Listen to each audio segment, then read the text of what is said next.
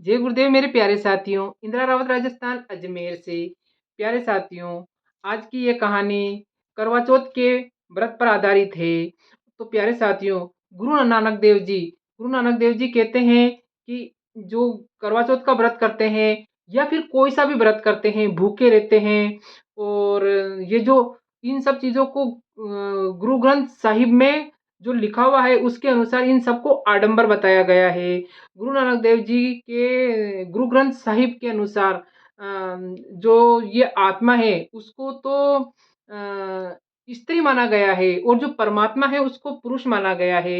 और गुरु नानक देव जी के अनुसार इस आत्मा के अंदर स्त्री और पुरुष के अंदर कोई भेद नहीं है। जो जो ये जीवात्मा होती है वो स्त्री और पुरुष, इसके अंदर कोई भेद नहीं माना गया है। तो आत्मा का परमात्मा के लिए याद करना या उसको उसकी भक्ति करना ही सच्ची भक्ति कहलाता है। लेकिन जो इन चीज़ों को तोड़-मोड़ के परोसा गया है कि भक्ति करने का काम सिर्फ़ स्त्री का है, क्योंकि ईश्वर की नज़रों में औरत और आदमी के अंदर कोई अंतर नहीं है। ये जीवात्मा जो है उसके अंदर स्त्री और पुरुष का कोई भेद नहीं है। बशर्ते कि ये गुरु ग्रंथ साहिब के अंदर जो ये बात लिखी हुई है उसको तोड़-मरोड़ के पेश किया गया है। तो कोई भी गुरु ग्रंथ साहिब को जो इसको पढ़ने को मिले तो ये चीज़ वो पढ़ सकते हैं कि नानक देव जी खुद कहते हैं कि इन व्रत के अंदर या जो कोई तीर्थ नहाने जाते हैं या भूखे रहते हैं या अन्न का त्याग करते हैं, उससे कोई भी फल प्राप्त होने वाला नहीं है। अगर ईश्वर सच्चे मन से ईश्वर की भक्ति करेगा व्यक्ति, ईश्वर की भक्ति करेगा तो अनायास ही ईश्वर उनके जो भाव है उसके अनुसार ईश्वर उनकी हर इच्छा की पूर्ति करेगा।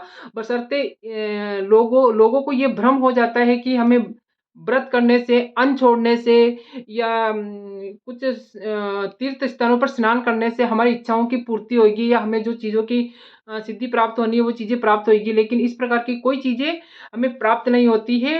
असली भक्ति ईश्वर को याद करने की, अपनी आत्मा से परमात्मा को याद करने से ही सब कुछ संभव होता है। और ये चीज़ गुरु ग्रंथ साहिब के अंदर चिन्हित की हुई है और आज भी लिखी हुई है। लेकिन इस संसार के लोग ही एक दूसरे के ऊपर थोप देते हैं और ये सब चीज़ें औरतों के ऊपर ही थोप दिया गया है कि ये व्रत औरत करेगी या ये करेगी। ईश्वर की नज़रों में आदमी और औरत सब एक समान है। किसी एक के करने से दूसरे को फल नहीं मिल सकता और दूसरे को करने से पहले को फल नहीं मिल सकता है।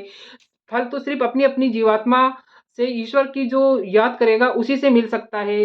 लेकिन लोगों को ये बहुत ही ज़्यादा भ्रम हो जाता है कि हमें अन्न त्याग करने से या अपने शरीर को दुःख देने से या परेशानी देने से ही हमें ईश्वर की प्राप्ति होएगी। लेकिन गुरु ग्रंथ साहिब में ये साफ लिखा हुआ है और इन सब चीज़ों का, बातों का खंडन किया हुआ है। लेकिन लोग समझने की कोशिश नहीं करते हैं और झूठे आडंबरों में फँसे हुए रहते हैं।